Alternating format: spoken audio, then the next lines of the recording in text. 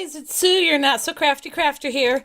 I'm here this morning with just a little bit of a quick overview. I'm not going to say that it's a review because I really don't have a whole lot to compare these to, but I'm going to give you a quick overview of this new product that I have.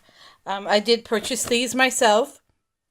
I don't have affiliation with Arteza at all. I'm just getting started in doing the affiliate links, and of course, being a newbie, I don't have a whole lot of people banging on my door saying, oh, try me, like so many other of these wonderful YouTubers have. So maybe someday that'll come. But for right now, I'm just content doing me and playing with my creative stuff.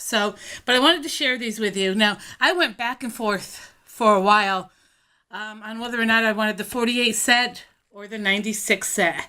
The 96 set has a gazillion colors, but I'm trying to keep it cost effective because the whole purpose of some of my videos is how to do things using what you have, not spending a ton of money, or if you have to invest in the stuff you know you're going to use.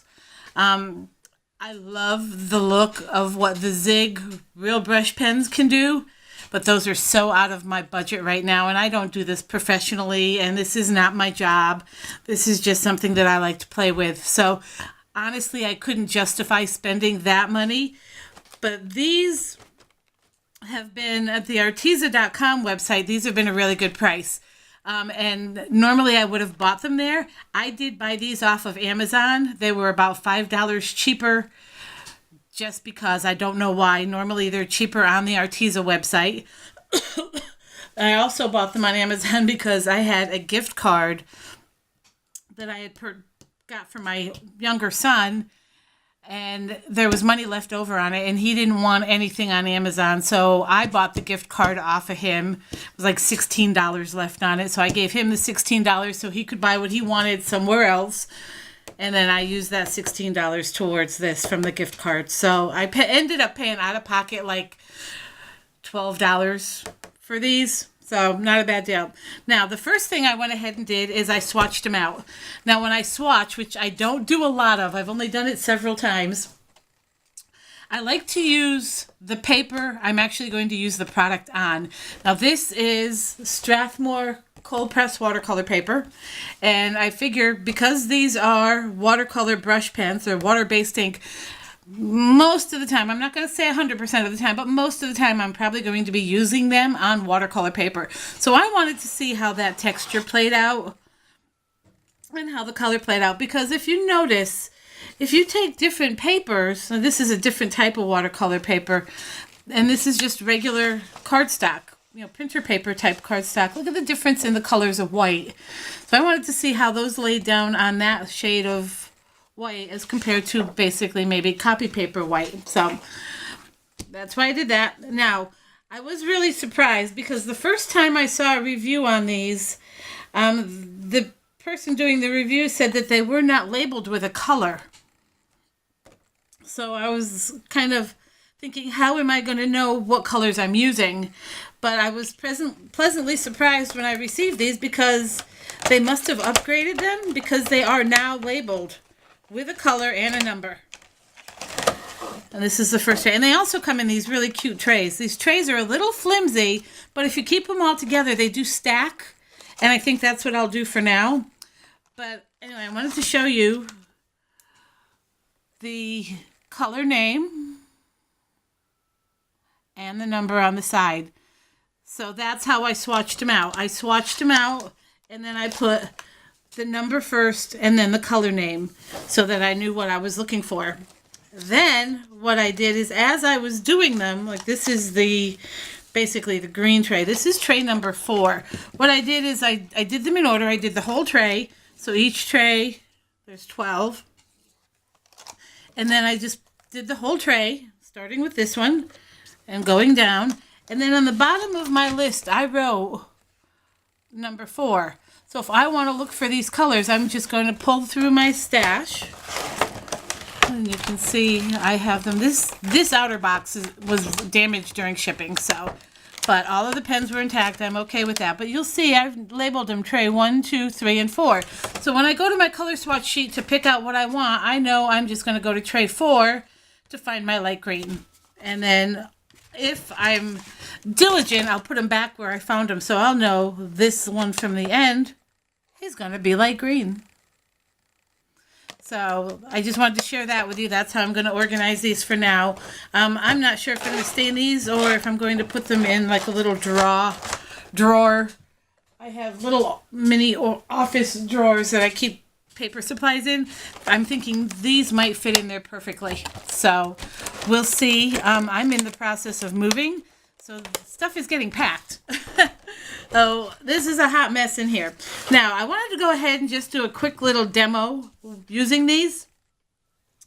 A lot of people, I've seen videos when they're using these types of things, or even just regular watercolors, they will heat emboss their image using clear or white on white so that you get a raised edge and you kind of stay in the lines, and it makes it easier to actually watercolor, because when you're watercoloring, watercolor is a very fluid medium and it will run and blend with other mediums next to it or under it. So I went ahead and I heat embossed. These flowers are from the Birthday Blossoms stamp set from Stampin' Up! And I don't know if that's still available. I'd have to check that for you. But I like the detail on the flower with the centers and then the lines, and hoping you can see that. And I used gold embossing powder only because I wanted you to be able to see it on the image. I did this image last night just playing around. It's not very good at all, but I did it with white embossing powder, and I really struggled with actually seeing that on the paper. So I thought I would go with gold so that you could all see what I'm doing. Now, the next thing that I'm using is a watercolor pen, or a water brush is what they're called, actually. Now, my favorite right now is the Bria Reese. I hope I'm pronouncing that right. These are available at Hobby Lobby. I have 2 of them. They do have different size nibs, but for right now, my Hobby Lobby only had the medium. I had bought one, and I liked it a lot, so I went back and bought another one, so I have a spare.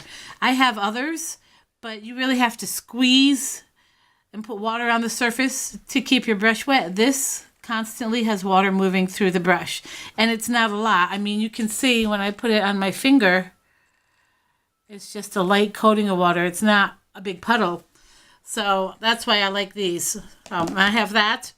And then, of course, I have my Arteza Real Brush Pens. So I'm going to go ahead. I don't know why I put these away. And I'm going to show you how these play out. I'm going to go with some pinks and purples here because, well, purple's my favorite color. And I think purple looks really pretty with gold.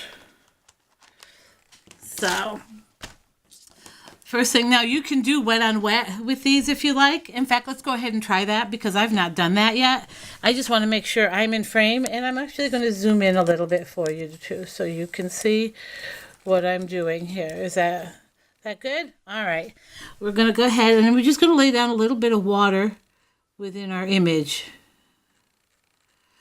And then I'm going to take my pen and just put a little, now you see how this is just giving it the slightest wash of color here. Now, one thing I did know with these, and maybe it's just a bad set, I have several in this kit that have these long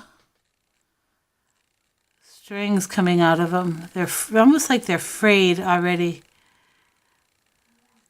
So we'll have to see. Now this is wet on wet. And can you see that? Really pretty. Now I'm going to go ahead and do the dry. See, and the color is a lot more saturated than what I'm doing. And then you see that string right there. It's like a stray. It's driving me nuts. I can see it better on the paper than I can. Now I'm going to just check and see. Can you see what I'm actually doing here? Do I need to zoom in just a little bit more? And I'm just giving some quick little strokes here, little wash of color. And then I'm going to take my brush pen and I'm just going to pull the color out just a little bit.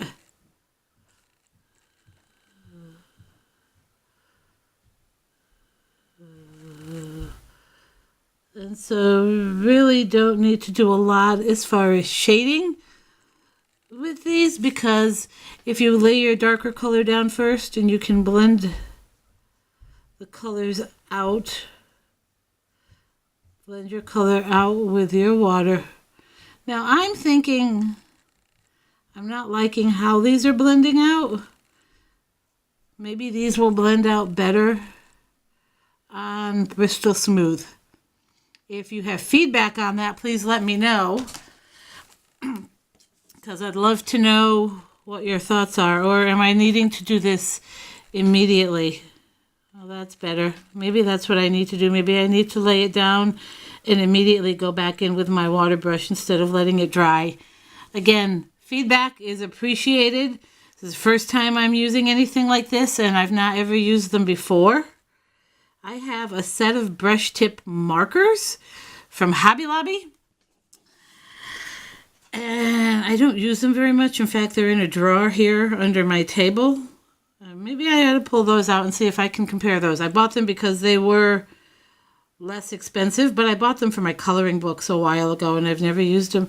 Now, see, yeah, I'm not liking that's not blending out the way I've seen it blend out in the past. So maybe I'm liking using the wet on wet option better. Well, I'm just going to keep going here. I'm just going to do a few more petals just to see if I can find my niche here, because, yeah, I'm thinking if you do it right away, stroke after stroke, and not give this a chance to dry, maybe it's the watercolor paper I'm using. This is this? No, I'm sorry, this is not the Bristol or the Strathmore. What I did yesterday was on Strathmore. This is Canson XL watercolor paper. But I am seeing a difference here when I just go in right away and don't give this any chance to dry. I move it while it's still wet. It does seem to work quite a bit better. Now, I love this color of pink. This is called Rouge Pink. So I'm liking that a lot. Now, I'm not sure what I'm going to do with these. I'm going to make Mother's Day cards or just make a pretty thinking of you type of card. I haven't gotten that far in my thought process yet. And like I said, we're moving, and today's a big day for me to start packing up my craft room. So I don't have a whole lot going on up in my brain other than how am I going to do this so nothing gets destroyed? Because, of course, like most crafters that have families, my family doesn't put my crafting first, and they don't understand the importance of it to me like I do. Kind of like I don't understand the importance of my husband making the bracelets that he makes. I can't remember what they're called now. See, that's how unimportant that is for me. I can't remember what they're called. Oh, the paracord bracelets. So, yeah. So he's going to pack up his stuff. I'm going to pack up my stuff, and then we'll just do our thing. Now, when I'm using this water brush pen, I do like to use a baby wipe. You can keep water off to the side. This was a light enough color that I'm okay with that. Now, these came out okay. I like this one better when I used it while the ink on this was still wet. So let's go ahead and try it with a darker color. This is Eggplant Purple. And we're going to do the same thing. We're going to start, oh, look at how pretty. That is really dark. But we're going to go ahead and we're going to pull that out right away because I don't want any of that to dry. Now, do you also see the reasoning behind heat embossing your image so that it stays within the lines? See that? That is gorgeous. And you don't need a lot of this if you're going to pull it out with your water pen or your water brush. Now, you don't even need a water brush pen like this. If you have a paintbrush and a jar of water, that's all you need. Also, I'm not sure how it would work. You could try these with your regular Crayola Super Tips. I know it works when you're doing ink smushing. They're water soluble, so maybe it's something you can try. I've painted with mine before. So, and I love the purple with the gold here. But anyway, I just wanted to show you these beautiful new products. Again, I have nothing to compare them to, so I'm just assuming these are working the way they're supposed to. I guess you're going to have to play around and figure out what works for you. What's the best method of using these for you? I love these. These are so pretty. Well, I'm in love with the colors. I'm still on the fence about how the blending is supposed to be working in these. Some of them are working really well, others are not. So maybe too, because these are heat embossed, there might still be embossing buddy powder.